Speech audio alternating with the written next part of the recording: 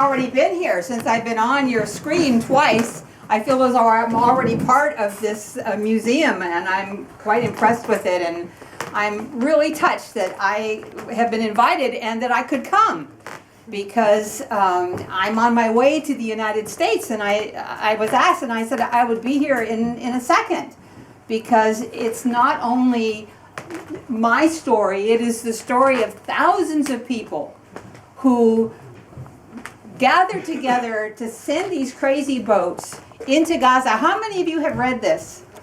I know a couple of you have. You will not be able to put it down. We've getting the books here, by the way, was almost as much trouble as getting the boats bought. They got here yesterday. Can I say, I bought it the last thing we had here about a month ago, and there was an auction going for it, and I bought the book because I know the people involved with helping with this, and I bought it, and really good. I could not put it down. It was absolutely unbelievable. So I got Greta's email, I emailed Greta and asked her for 5 copies so I can give them to people. And I urge you, after you've heard Greta's story, to buy it, donate as much as you can, and read it and hand it on. It is absolutely phenomenal. Absolutely phenomenal. Thanks. Thank you. It's heartbreaking. It's brought me to tears at the end because it's just so amazing, and it's funny as well. Yeah, it is funny. I think there's some really funny bits in it. It is funny. Brilliant. For example, we told all of the passengers that they couldn't come with us unless they knew how to swim, because they're going on board a boat. And so, of course, everybody lied. They all said they knew how to swim, except for Hetty Epstein, who didn't, unfortunately, get to go on that trip, but she went and took 6 months of swimming lessons, because she was determined. She's 84. She was 84 at the time. She was determined that she was going to be able to go. So it's not, although you read the book, and even I look at the book and think, I don't know how we ever got there, because we were so ignorant of how to do this, that I think that's one of the reasons that we made it. We were too dumb to know that we couldn't. And we just assumed, I'm not going to talk an awful lot. I'm going to read you 2 parts of this, and then you can ask me lots of questions. But in 2006, when Israel was busy bombing Lebanon, somebody in Australia, his name was Michael Sheikh, wrote to a bunch of us. We were all members of the International Solidarity Movement. All of us had been kicked out of Israel. We couldn't get back in for a variety of reasons, mostly because we have big mouths, and the last thing they want is having people like us bearing witness. And he sent out this notice, and he said, I had this idea that maybe we could buy a boat in New York, and we could sail it across the Atlantic and sail it down the coast of Europe and then into Gaza.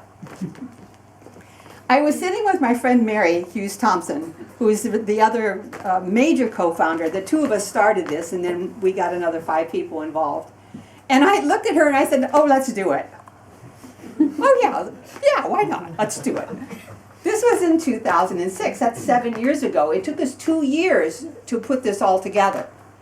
And between the time that we started this with Paula Rudy, with 2 young women from Australia, one thing I would say, except for Paul, this entire project was run by women. Why? It was, the whole project was run by women. And Paul is in touch with his feminine self, so we grandmothered him into this entire thing.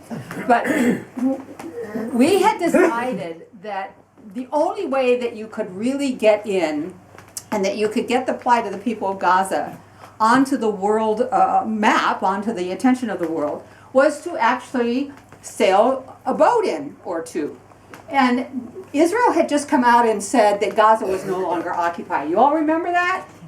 Gaza was no longer occupied. Of course, it's ridiculous. But they said Gaza was no longer occupied. So that's what we took. We said, since Gaza is no longer occupied, we're not going to ask Israel for permission to go. And we never did. We went straight from international waters into the waters of Gaza. But in the 2 years that it took us to organize this, we were threatened. We were called. One story that I always try to tell all of you is that once we finally got these crazy boats, they were moored in Greece. And I was in charge of the media office. That's my background. And I was in charge of the media office, and we were all in Cyprus. And so I would put out a press release, and it would say, the boats are in Alexandria, getting ready to go. And then 2 weeks later I'd say, the boats have moved to Turkey, and they're getting ready to come to Cyprus. Well, the boats were never either one of those places. They were always in Greece. So the Zionists, when they want to attack me, they do that quite often, say to me all the time, you lied all the time. I said, yeah, we did. Yoo-hoo, we lied. And you couldn't find them. And they couldn't find the boats because we never changed the name. Now, we were never able to do that after the first two. But we didn't change the names. Everybody was busy looking for the Free Gaza and the Liberty, but we'd still kept the Greek names. So we had a phone call. We were all in Cyprus waiting for these crazy boats. We had a phone call from the Cypriots. And they said, we've just gotten a phone call from the Israeli military, and they're asking us what we know about the boats in Alexandria. I said, oh, just tell them that we've moved them. We've moved them to Turkey. And the Greek, of course, we're on the Greek Cypriot side. The Greek says to me, no, we can't say that they're in Turkey because Turkey occupies the top of Cyprus. I said, listen, it doesn't make any difference. It's a lie. And so they did. They called them back and they said, well, no, they're no longer in Alexandria. They've been moved and they're now in Turkey. So by the time we finally got ready to go, we had started out, I was in charge of the passengers. We'd started out with 88 of them. We ended up with 44 exactly. And the youngest was 22, and the oldest was 81. And almost everybody who was on board that first trip only were nothing but activists. None of us was famous. Oh, well, Lauren Booth, you know who Lauren Booth is. Yeah. She was probably the most famous person who was on board. She was marvelous, by the way. She said, I'm going because I'm going to get into Gaza before Tony does. And she did. But the majority of us were activists who had raised money, who had decided we were going to Cyprus. We were waiting in Cyprus for an entire month because nobody knew where the boats were, because the boats kept breaking down. They broke down over and over again. The fan belt would break. When we finally got on board the Free Gaza boat, the first mate disappeared one morning as we were getting ready to go. And I said, what happened there? They said, oh, he's putting out a fire in the engine room. Because we just had a fire. We're going, oh, okay.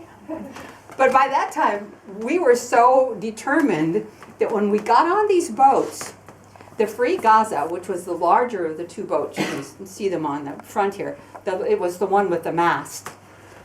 It was only certified to take 12 people. We had 26 on board. The Liberty was only certified to take 9. And we had 20 on board. And that's thanks to the Cypriot government. The Cypriot government, by the way, after a while, after we had gone several times, they really paid for this.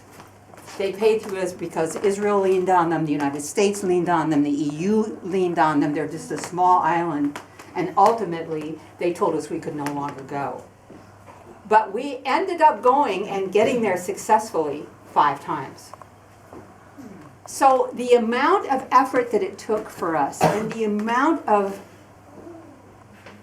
stupidity that we simply didn't realize that we couldn't do this is astounding even to me. I look back at it and think, I don't know how we got there. I am amazed.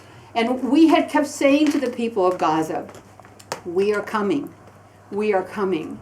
We are coming. And in Arabic, on the sides of all of the boats, the 2 boats, it said in Arabic, we are coming. And they kept waiting for us and waiting for us and waiting for us. So before I stop this, I just wanted to read you 2 very quick pieces that are written by Palestinians. Because